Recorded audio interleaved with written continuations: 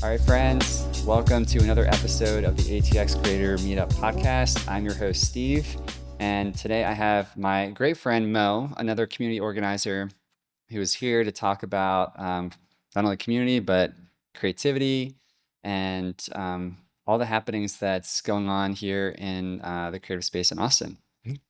So thank you so much for being here, Mo. Hey, thanks for having me, Steve. You know, we have these conversations a lot, and it's good to kind of get some things onto tape and that we can build upon. But first and foremost, it's about, like you said, spotlighting what we can do together. So thanks again for having me, allowing me to speak in public. It's a good Of thing. course. Yep. Yeah, you're right. We have like so many great conversations and we connect at meetups, but I feel like we don't really share those conversations. There's a lot of good takeaways. We have a lot of great ideas that maybe we can maybe we can help some people out here today. Yeah, for sure. Yeah, so thanks again for being here.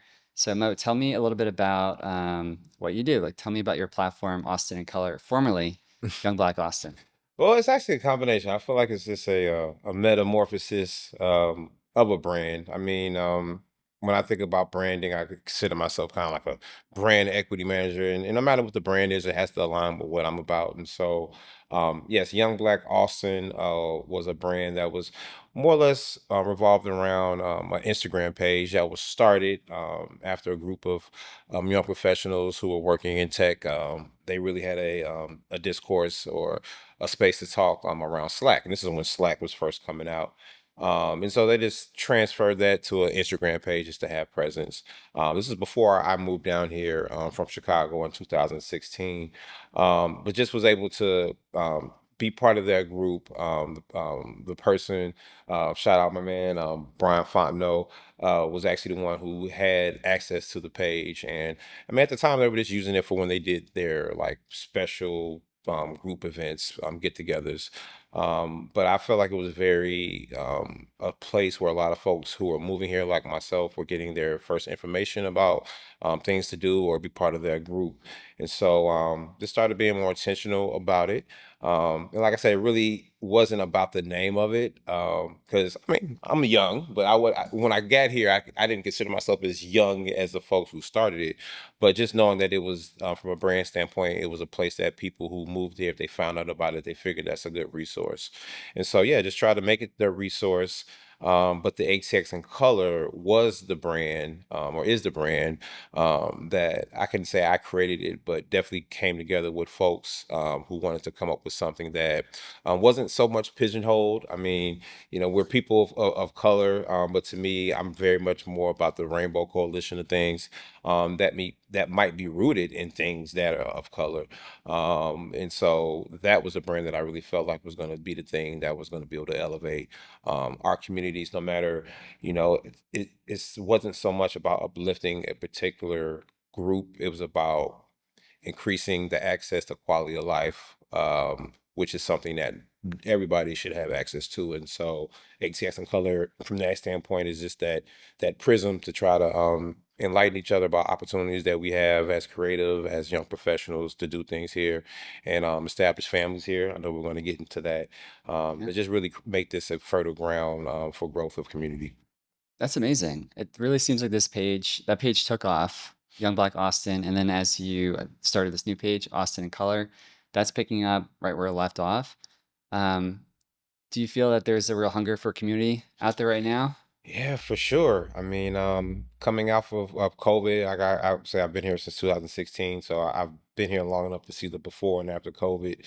And I would say because of COVID, I think we are still lingering from the effects of what does it mean to interact with each other. I mean, social media, even leading up to that, made that more of a digital first and last, unless you actually get to meet someone, if you're more into the dating app type things. But just those folks, I'm married. My interactions with folks who aren't going to be through those type of things, I'm more likely to meet someone through LinkedIn and connecting than anything. But to try to find ways for that we can have touch points outside of the digital space. Like I said, that might be the first time you might know someone or their organization, but there should not be long to after you're actually able to meet someone from that organization or meet that person. And so trying to make those connections happen sooner than later was what I felt was important to growing community. So I know we've talked about how long people who aren't from here move here and how long they stay here. I think a lot of that is based on how fast they're able to, kind of find their tribe. And so um, the organizations or the need or the want and desires to find those common folks that you can actually see, meet, know that they're real, go out and enjoy the great food of Austin, go out and enjoy the great outdoor spaces of Austin. People want that, what I say, companionship, friendship. Yeah. Literally, you are somebody I would hang out with and just try to find different places. You know what I'm saying? Not only to shop at, but just to experience. I mean, there's so many food Yeah. places. There's places you've probably been that I haven't been, and vice versa. So I think those connectivity, that sense of connectivity, from a personality standpoint, is really what people are thriving for. And it's just it might take a little while after COVID to be comfortable with doing that. I mean, people meet people different ways, and I think just to make it easier for them to do so based on common interests or just common friends is what's gonna allow people to really find those things that they want to be a part of, no matter if it's a Yeah. membership organization or not. It's just really about finding your tribe. I like what you said about like finding common interests. That seems to be that something that is a real driver in a lot of the communities here in Austin. And I mean that very broadly, like activity communities as well as cultural communities. Mm-hmm. Um, and I love the overlap that we kind of found unintentionally between you and me with like I try to bring creators together in the city, and you're looking to uplift creators of color, especially in the tech space, which is very, very creative. And at least from what I'm seeing, like the response has been like really positive with my events. And then when I've attended other events that we've co-organized or that you've organized, definitely finding that similar atmosphere there. And I think that comes a lot, that comes from intentionality. I'm going to combat a little bit because we met in hindsight. We did meet unintentionally, but I'm gonna be real. I was Yeah. very intentional I guess I should say about like digitally, like we crossed paths and then we're both like, oh, this is, we're doing some, he's doing some cool things. Well, for your lens of things, I mean, your universe of how you show your things to me, I will give you kudos. It's very distinct, and I appreciated that. And even from it's almost like a semantic type of thing. Like from a lifestyle standpoint, I want the things that the events or things that I go to the recaps to look like that. And so when I saw that you were doing that already, I was like, okay, it's very much about how your creative lens, and then the intention from organizing people within the creative community. I'm not trying to recreate any wheels, and I feel like you were doing that in a very stylistic way, which is another level that's important here because Austin is so laid back. I feel like I might get too laid back. You know what I'm saying? So as you mature, Yeah. I'm not saying it's all about attire, but let's be real. Like when you level up a little bit from there, I think it also brings a certain amount of people out who might not be your typical bar hopper going out. They're like, okay, I want to go to something a little bit more upscale. Where the rooftops at? You know what I'm saying? Where I'm going to actually put on, at least put on some, some hard bottoms versus some flip flops. And so, just that angle is something I very much appreciated too. And so, yeah, so many angles to it. I think when you just are dealing with people like us, if it's not the music, it's going to be the art. There's so many things that we can talk about at any given times if we're prompted to do that. So you think about AI, it's about the prompts. We need prompts, and us as curators are the prompts to like things that we can be talking about, things that we can galvanize around. So yeah, man, I was very intentional. I was like, yes, LeBron. I see LeBron. I need a I need a power forward who's going to be great, and you're definitely that. So Well, you're too kind. You're out there all the time connecting and networking, and yeah, I would say you're a connector for sure. You're very able to see where other people can fit in mhm. and make something better.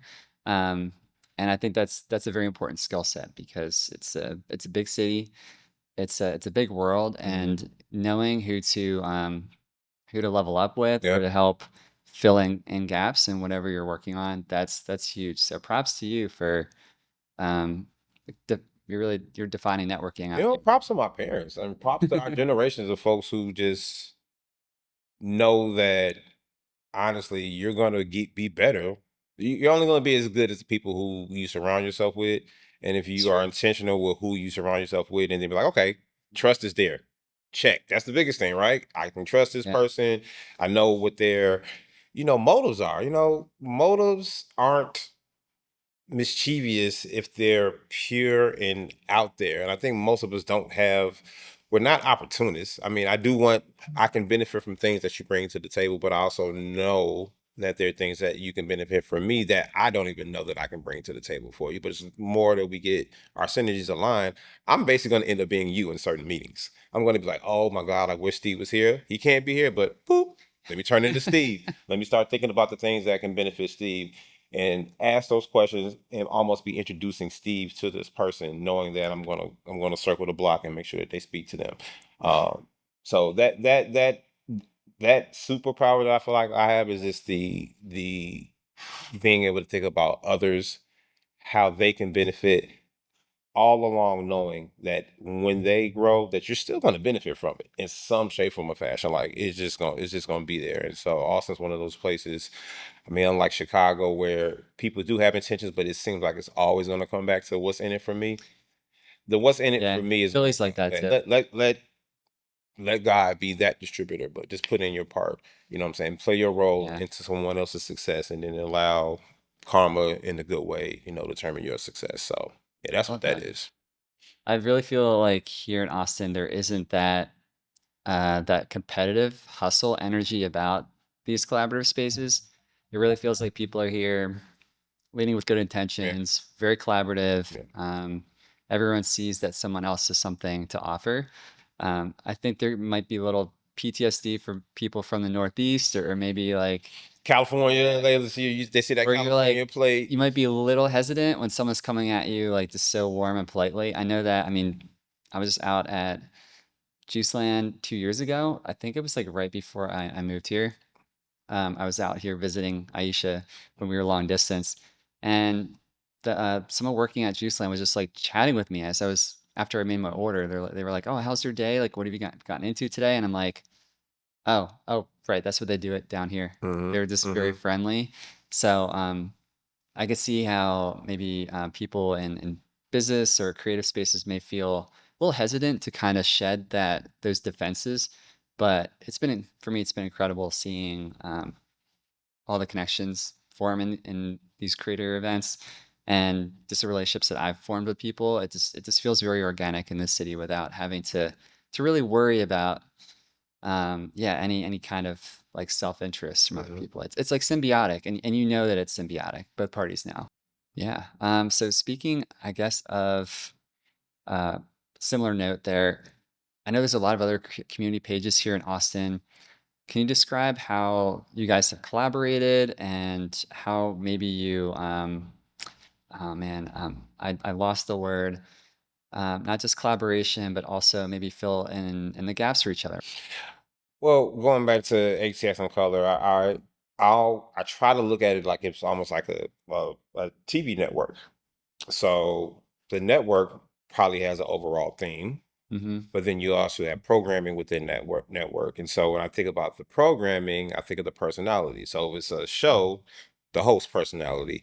And so I went out of my way to try to meet the folks who actually were behind the pages, because of course, for me, the Young Blk Austin page did become an extension of me. It was like my alter ego. Like I was trying to always put out there things that I would want to know about. So it was very much me just being a curator of things that were brought to me, almost like an A&R. I think this is hot. If y'all trust my taste, then it works like that. And honestly, I think that's really how the page grew, because people appreciated my taste. And so when I was looking at the groups and looking at them as personalities, and I'm like, okay, Black Life ATX, shout out Black Life ATX, Nicole Cooper.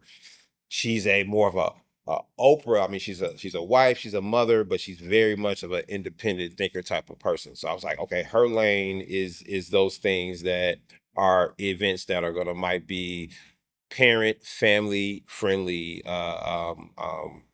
more things that people might be doing that's connected to their church.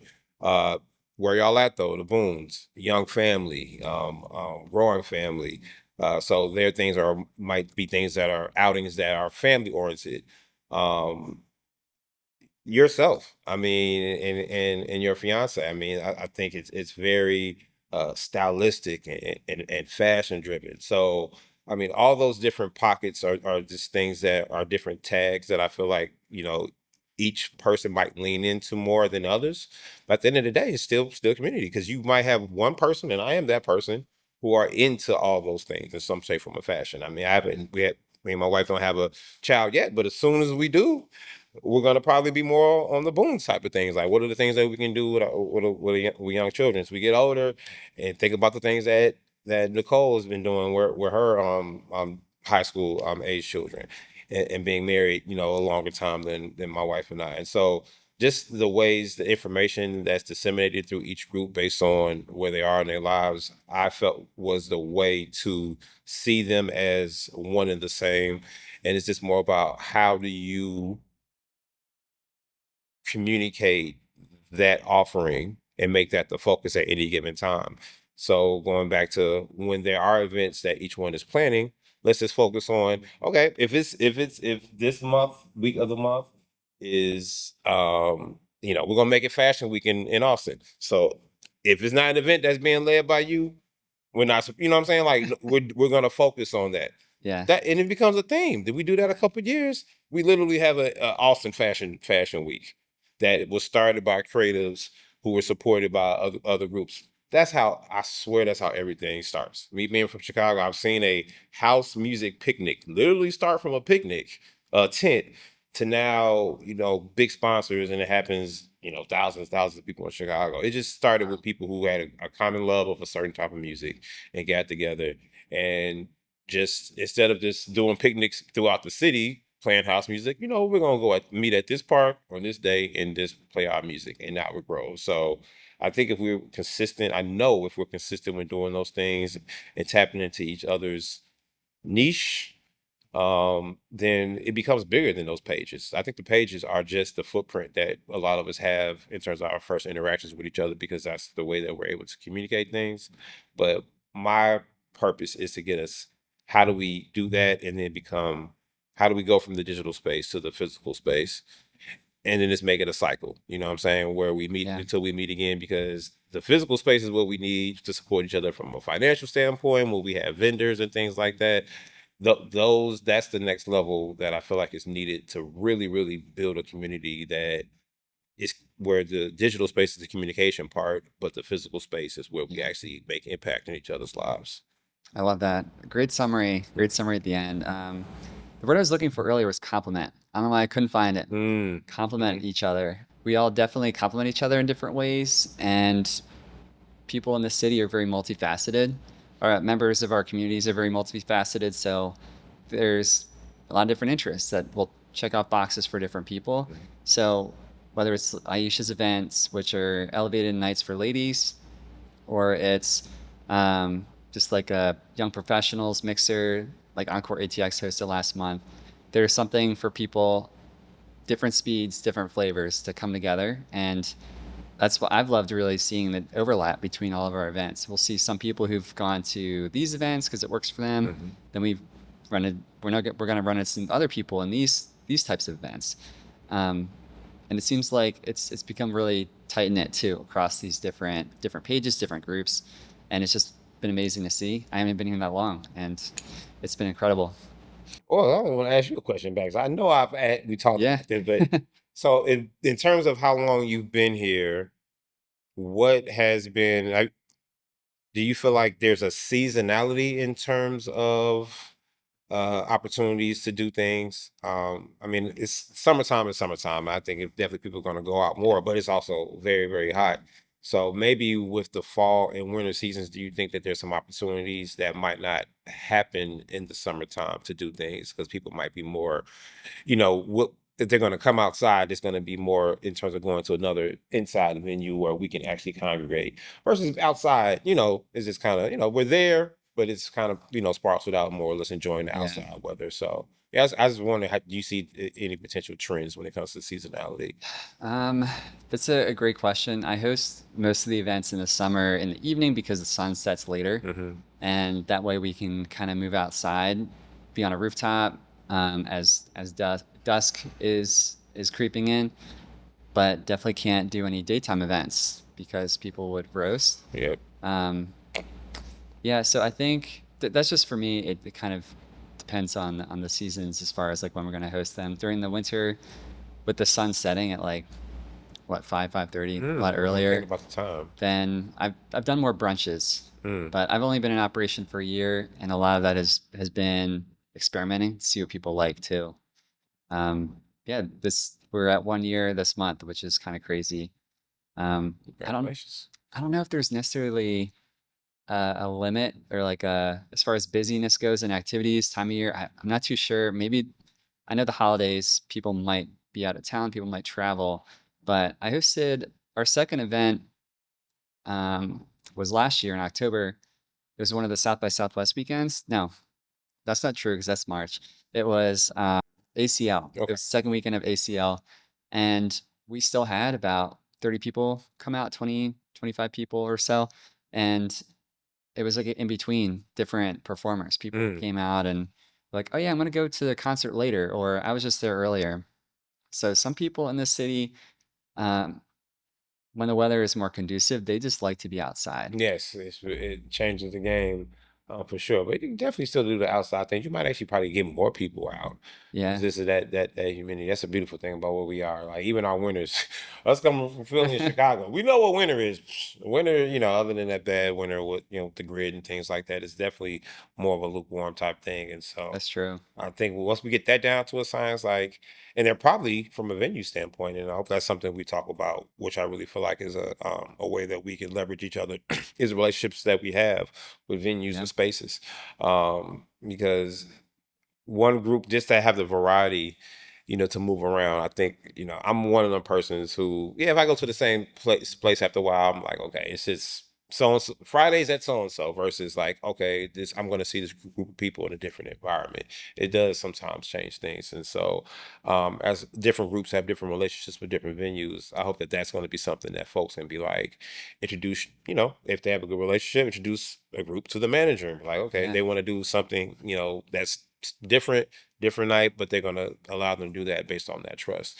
So we might not be able to own every place, but I think we can actually maneuver around and have access to places by using each other's relationships. So I agree. yeah, we're gonna make that happen this fall and winter. We're gonna figure out like what are the go-to places for the fall. What are our places that are, Yeah, because a lot of places they're summer months or they're months that they don't need anyone to come host, but you yeah. might need someone to come in there and bring in a little extra money. Hey, we'll fill that void to the Mhm. point where you do want us to come back in the summer next summer. It's like, you know what? Yeah, Why don't y'all come back and do a little something? Hey, here we go. Yep, that's how we maneuver. So that's a great point. I am interested in finding some more venues for the fall, so I might have to pick your brain or Brandon or Tamuka from one of your plans to see maybe there's some other spaces that I can that ATX Creator Meetups can move into. Um, yeah, scale. yeah, That's how just we mix scale. things up. That's how we scale up. Yeah, We scale yeah, up in space. You bring your offering to a different. You share it with an audience. You mhm. expose it to another person's audience, and then they invite you into like come host at my house. That's really where it becomes cool, and you really show that what you're welcoming to each other's crowds. And at the end of the day, you are each other's crowds. This depends on who the invite came from. That's right. Yeah. Um, Let me ask you this. You've been in Austin for how long now? Wow, 2016. So it will be 10 years next year. So I gotta Okay. stop acting like I'm from Chicago. Well, you are I am from from. Chicago, but Yeah, but you're probably an Austinite now yeah, after all this time. yeah. What are some of the most noticeable changes that you've seen in culture shift, and where do you see the city heading, in the years ahead? Um, well, the biggest change I have to really put is just the pre-COVID and the post-COVID. But I think that's just obviously that's just Just the a world? U.S. thing, a Yeah. world thing. But I would say that Austin was even more unique than that because it was already one of that fastest growing city. So in many ways, it probably COVID accelerated the growth of Austin because of the opportunity to remote work. If you worked in tech, so it was makes sense. So you telling me you're gonna make me work from home already? I can keep on making this absorbent amount of money I was making anyway, but now I can move to a state that has no income tax. So I can make more money, work from home, and then live in. So yes, it made so much sense. But we know that that tech job bubble has kind of bust in the last couple of years, and so in hindsight, I know that the acceleration of growth, and then now kind of the, let's just say, the drawback, now still leaves Austin in a good place, but it still has to find its footing in terms of what employment means to folks. I mean, the creative community is always, I feel like had a challenge in terms of the expectations of coming here. I mean, a lot of folks, I think, from a musical standpoint, at least from a musical standpoint, first experience here is coming to South by Southwest. They might think it's like that all the time, and it's not. I mean, Sixth Street is still going to be Sixth Street, but Yeah. I feel like it's more of a, a drinking type of thing than a live music type of thing. But also still the live music, capital of the world. But I just think it's changed, that stereotype is different depending on if you're an artist or if you're a fan. But for the future, I think once those things pan out, and folks really have more stability in terms of, careers and ways of supporting themselves. I mean, the cost of living is very high, so I feel like you have to really have a combination of streams to really be able to maintain. But God willing, or just economics willing, we'll find those footings, and we can support each other, and have us have some stability here in terms of housing and things like that. But I'm very excited. Going back to thinking about ATX and color, like I said before, it's not about being rooted in any type of particular race or anything. It's very much about the universality of things.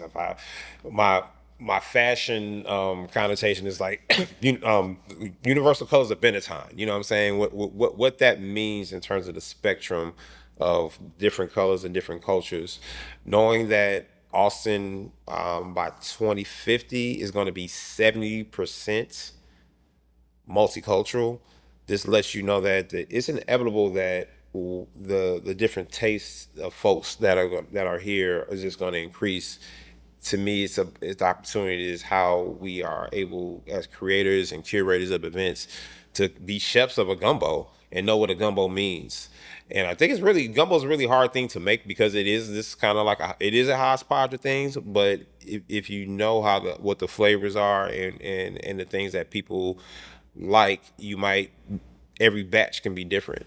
And I think that we can work together to create a different batch of gumbo any given month that's gonna appeal to the taste of folks throughout that month, and then be programmatic and do that consistently.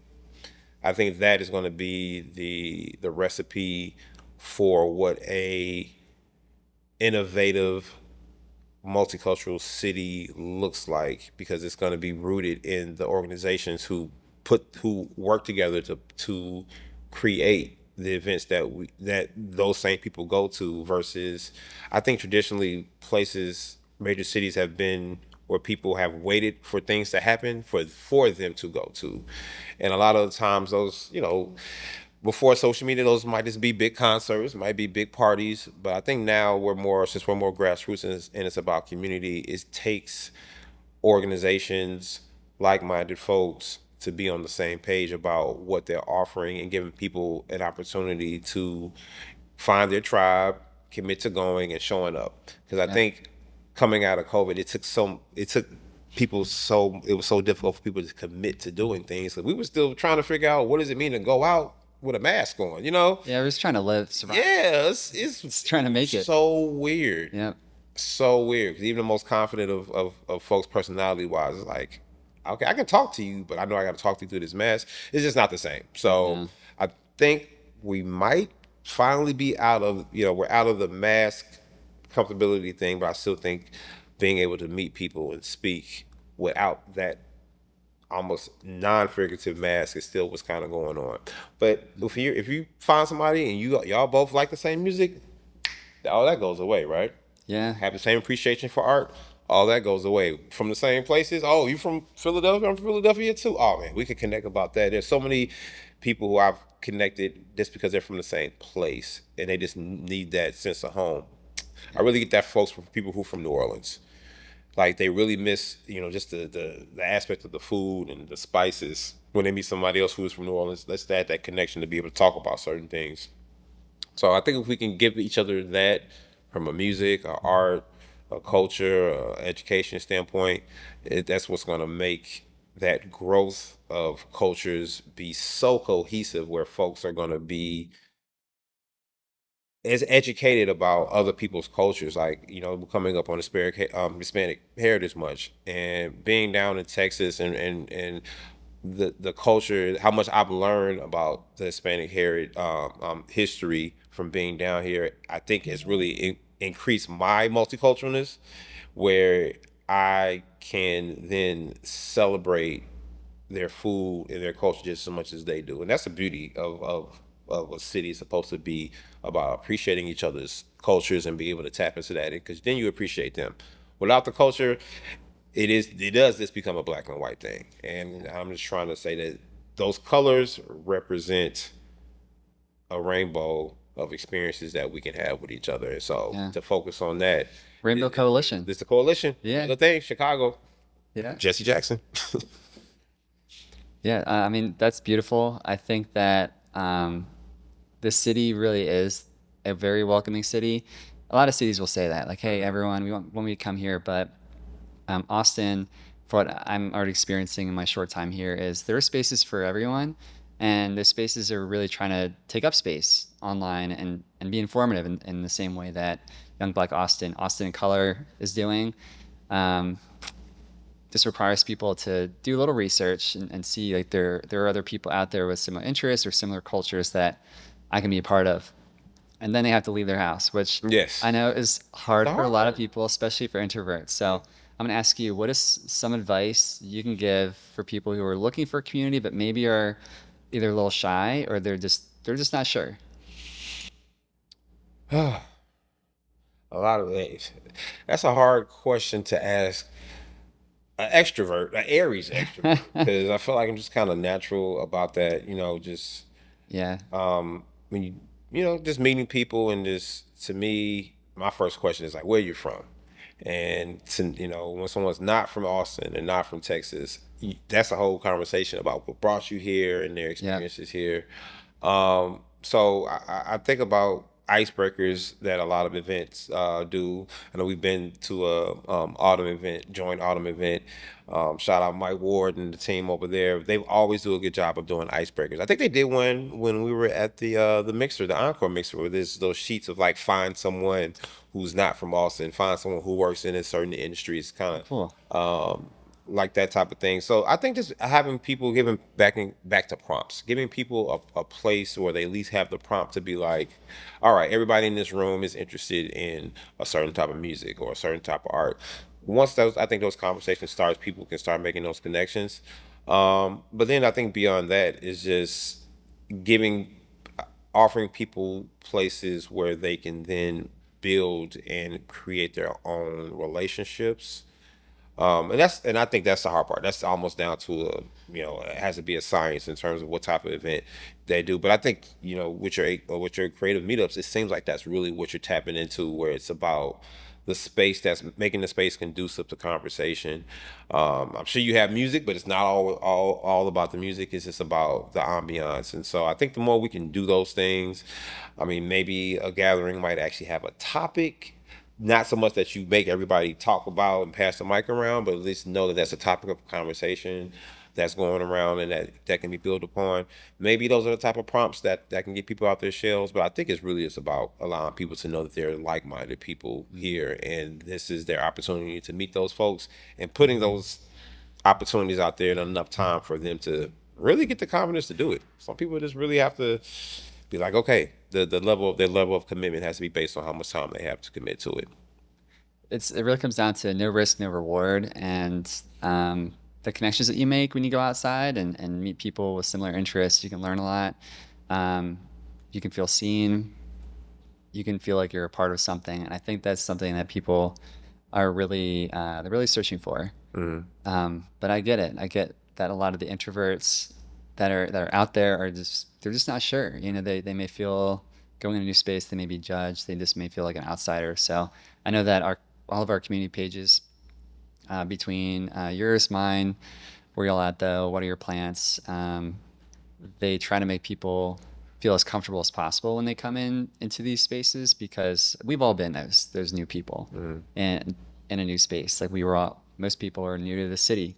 So keeping that perspective in mind, I think everyone's doing a really good job of helping new people enter and integrate so that it doesn't feel like they're coming into a clique or that they're coming Mm. into some kind of exclusive club. All these spaces are open, and it just takes that initial step of going outside and doing it. Yep, it's all it takes. It really, really does. I just think people back to personality types, but I really believe no matter if you're an introvert or extrovert, when you find someone who has a similar passion about something that y'all can connect about, that's what we do. We got to put ourselves in those positions to find those things out.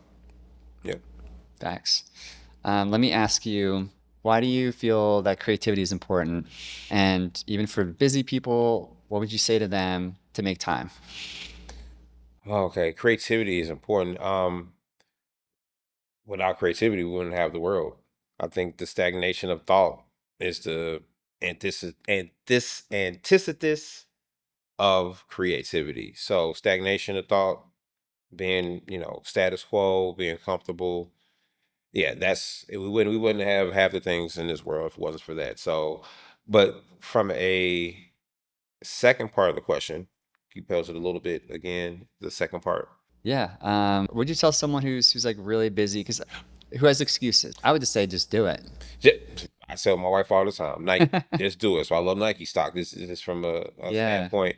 Um, yeah, I think people's hesitancy, if it's in their own progressing their own lives or just progressing um their social life, Mm-hmm. a lot of it is just not knowing or maybe not thinking about the type of person they want to become. And I know the things that I want to improve on at this stage in my life, I'm going to probably evolve into those things faster by being around folks who already have those skills or have mastered those things. And so I think if you have that perspective in terms of meeting people, then you're less hesitant on being out there because you know that you're holding yourself back from being your better self. So a lot of it, I'm more definitely more of the motivational book reader. I mean, my favorite book that I was reading in grade school, Seven Habits of Highly Effective People, and it's the idea of having a paradigm shift. I think every day we have an opportunity to have a paradigm shift because every day you can do something different. So depending on how, where you are in your life and you should want to improve every day. It's like, what are those things that I can do, I'm going to do differently or how I'm going to think about something differently. And so I believe going back to what we're able to offer as curators of events, what are those opportunities that we give them to step out and be like, I'm going to go to this thing and put forth the effort and put myself out there.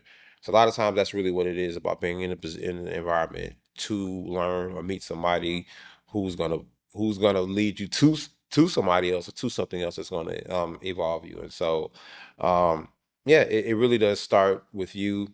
I know it's easier said than done, but I believe that that stepping out and not being stagnant is really going to be something that we have to also prompt people to do. Yeah. So a lot is on us. We're leaders of thought and they trust our taste first, but now I think if we continue to complement each other and offer spaces that no matter where these folks are in their lives that they can come out and just to start to find their tribe, then they become the leaders too, right? Because they them see themselves growing within the community that we've allowed them to be a part of through our offerings, and then it just really really grows, and then that's when we see people out all the time. Like we have no like.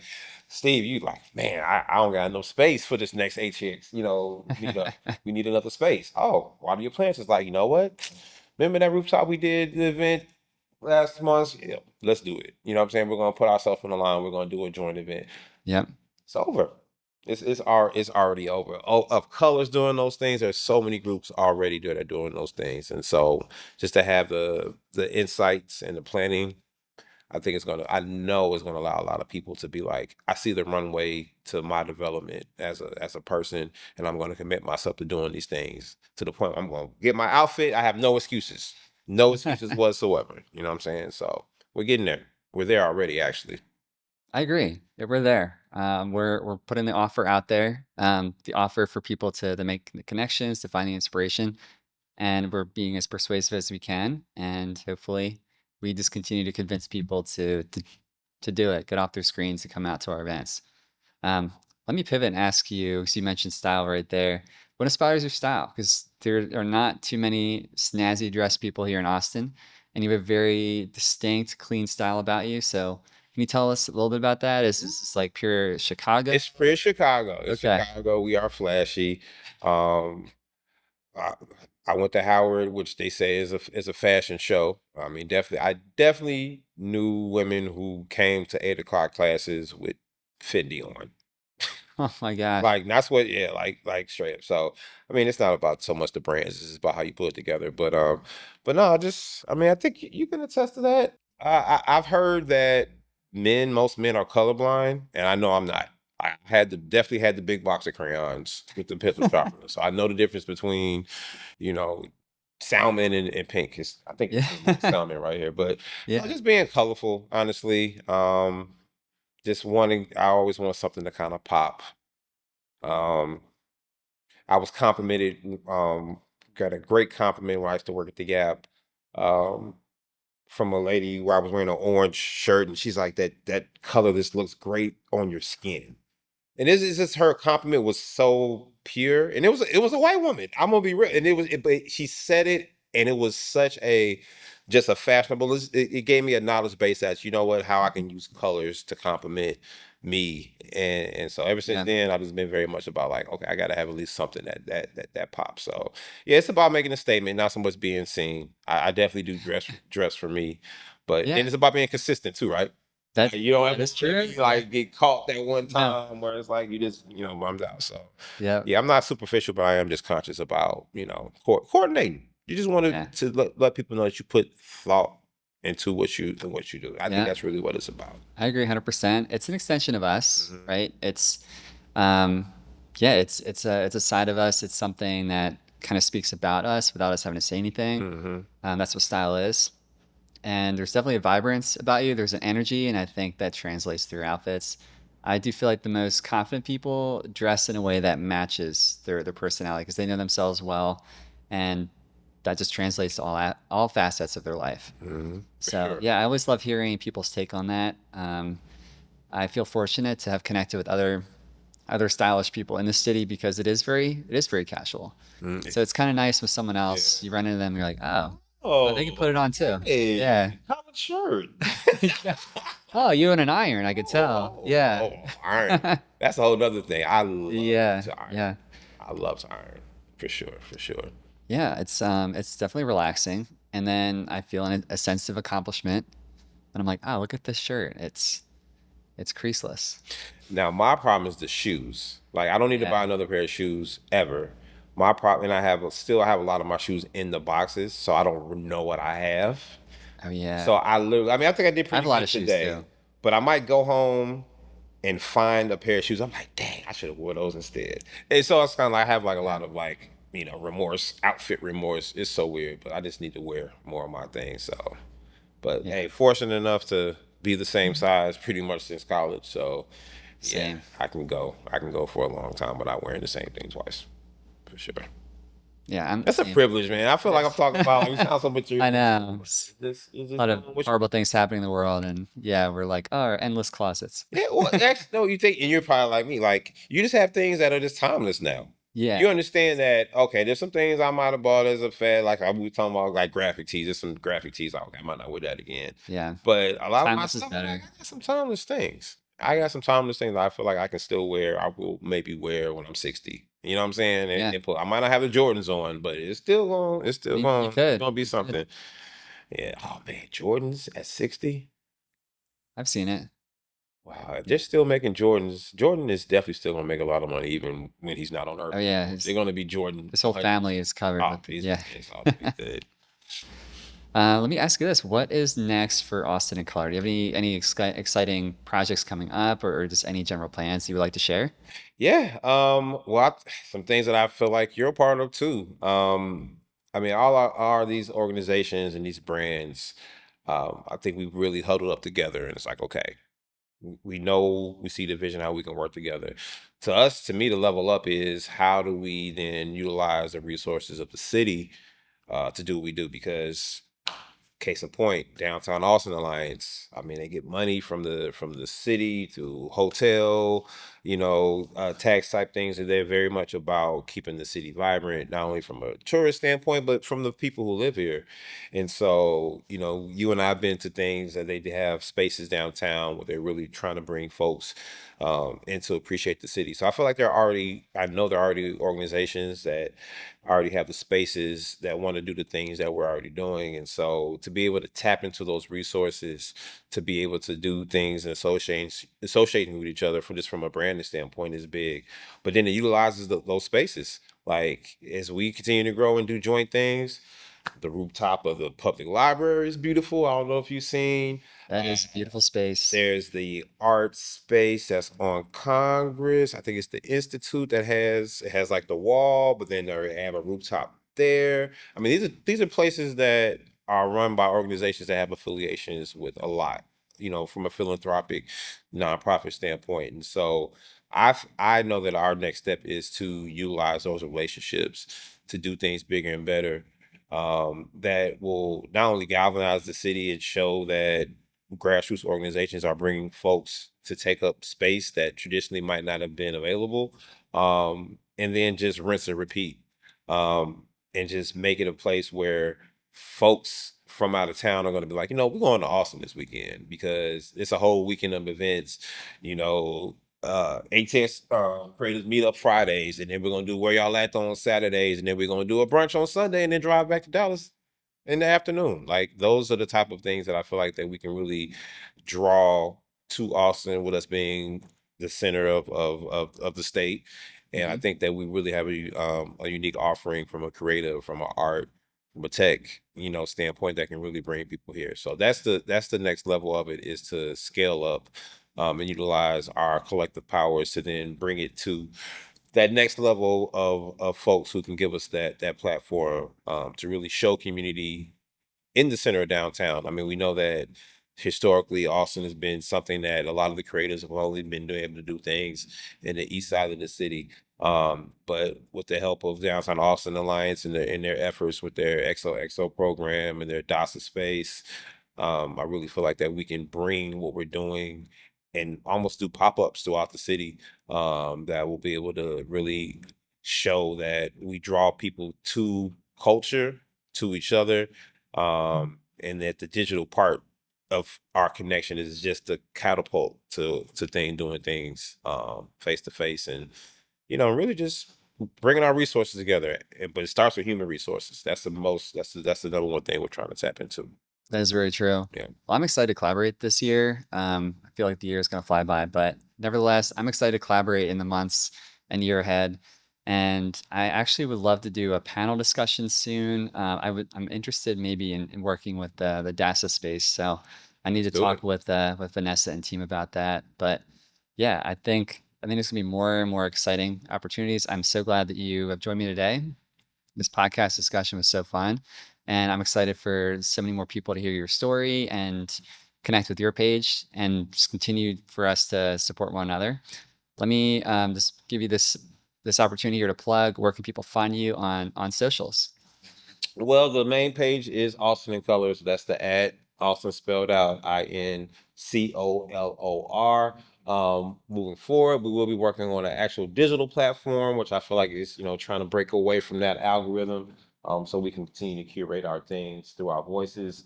And then the other big thing, knocking on wood, is linking up with a platform called Ignite, which is very much about identifying folks based on their sparks, which are all very much community impact driven. And so just trying to layer up your typical touch points that you might have on Instagram and Facebook and make it more of a community and social impact type of touch point. So look forward to that. That's definitely going to be maybe a next year thing, but God willing, we'll be able to get some funding together to beta test. And you're definitely going to be one of the first because it's really about having a tool to organize the organizers and then also measure impacts from the folks that we bring into the fold. So looking forward to that. Yep, it's going to be great. It's going to be great. Awesome. Well, thank you so much, Mo. It was a pleasure. Thank you all for tuning in. And yeah, be sure to follow Austin in Color and stay tuned, of course, for all creator events, all culture events through Austin in Color's page. And I think that's all that we have for today. Thanks again, and catch you guys next time. Peace. That's a wrap. Bang, bang.